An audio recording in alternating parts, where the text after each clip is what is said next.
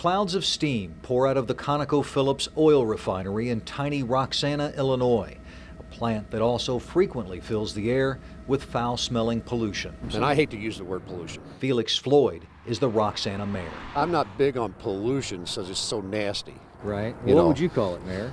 Just a difference in the air, if you will. The mayor remembers his father, a former refinery employee, calling the odor bread and butter for their family. Well, it's pollution if you want to define it down to the bottom line, but it's not offensive to anyone. How bad is the odor? Well, for the last 10 years, I haven't opened a window in this house. Darrell Williams lives about 3 blocks from the refinery. Over the years, he's taken pictures of black clouds of smoke and fuel running down his street. A couple years ago, we woke up with oil all over our houses, our gardens. Conoco Phillips paid damages, cleaned Williams's house and more than 100 other homes after that episode, then paid a $25,000 fine and more than $90,000 toward community programs as part of a deal with government regulators. 4 years ago, as part of a federal agreement with oil refiners in the United States, Conoco paid a $4.5 million penalty and spent $500 million on equipment designed to reduce pollution. They're going to do what they have to do as good corporate citizens. Monica Bristow is the president of the pro-business Riverbend Growth Association. They employ probably about 800 people in the area right now. So many of those people are right there, living right around the refinery.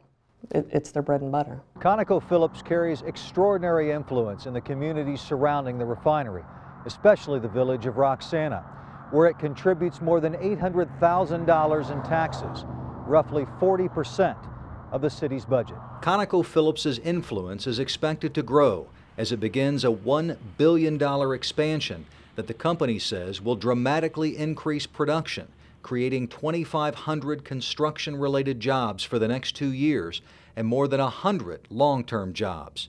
According to the Illinois EPA, the permit finally approved last year for the project will allow the company to create more solid waste. It will also require improved water treatment. The refinery's focus will shift toward processing tar sand oil that will be piped in from Western Canada. When it's all finished, the refinery will actually produce less air pollution than it does today. We're all excited about this project. And that may help explain the company's apparent sense of entitlement. When we flew over the refinery, a company spokeswoman claimed we were violating Homeland Security.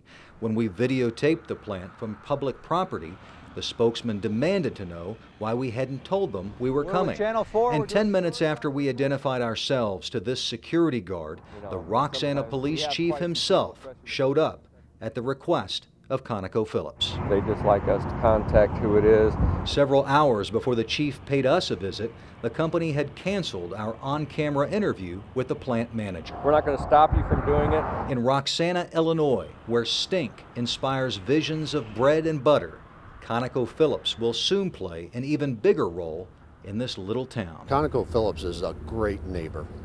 In a statement, Conoco Phillips insists it operates the refinery in a safe, reliable, and environmentally responsible manner, adding that its record speaks for itself. The company says the expansion project could inject several $billions into the local economy. Craig Cheatham, News 4 investigates.